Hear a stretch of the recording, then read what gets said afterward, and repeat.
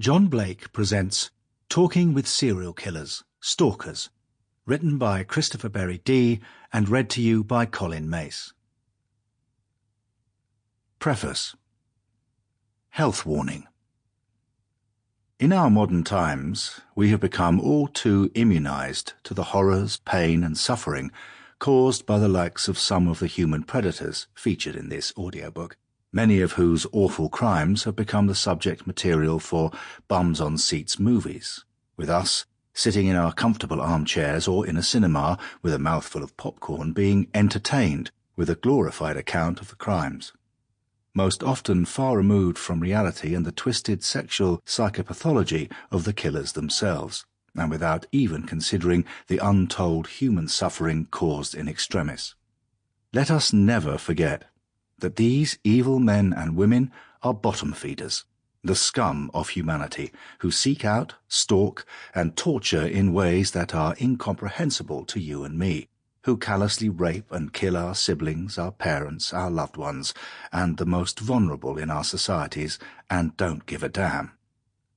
I do not suggest for a millisecond that I have got everything right and proper in this, for there will be many professionals who disagree with me, who'll question every dot and comma, even fly-speck state of mind throughout. But one might consider that if it were your terrified young son or daughter, much-loved boyfriend or girlfriend or beloved spouse who had been stalked, lured to some dark place, stripped naked, hung from a beam and then skinned alive, would you truly give a damn about the killer's state of mind? Now, as I reflect on the hows and whys, I have struggled hard to rip away the gloss that is often painted over the criminals' narratives and get inside their heads to try to understand, in some small way, what makes them tick. Introduction. Stalk. 1. To follow or approach, game, prey, etc., stealthily and quietly. 2. To pursue persistently and sometimes attack a person with whom one is obsessed, often a celebrity. 3. To search a piece of land for prey. Colin's English Dictionary. In itself, serial homicide is a grim, if fascinating, subject.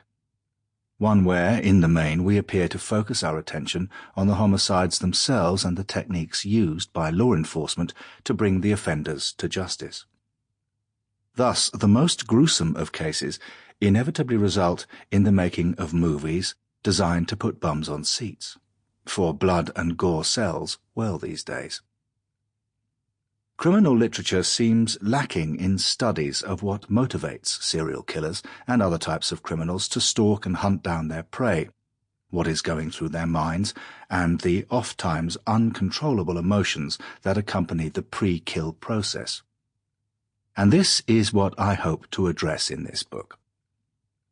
Principally, therefore, this audiobook concerns itself with the manner in which serial killers and sex offenders hunt prey, and it goes without saying that stalking comes in many different forms.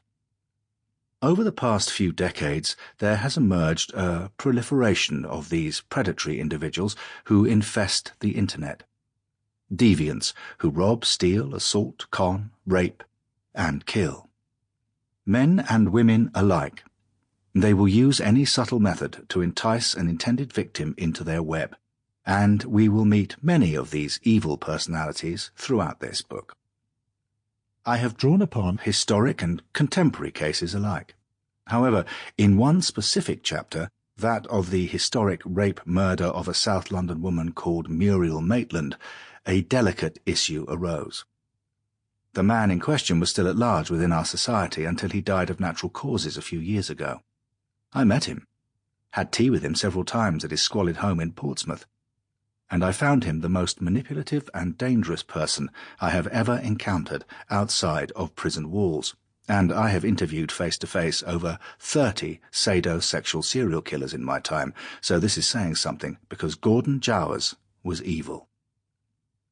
What we do know about this appalling murder is worthy of the entire chapter dedicated to the memory of Muriel Maitland, for if ever Sample complete.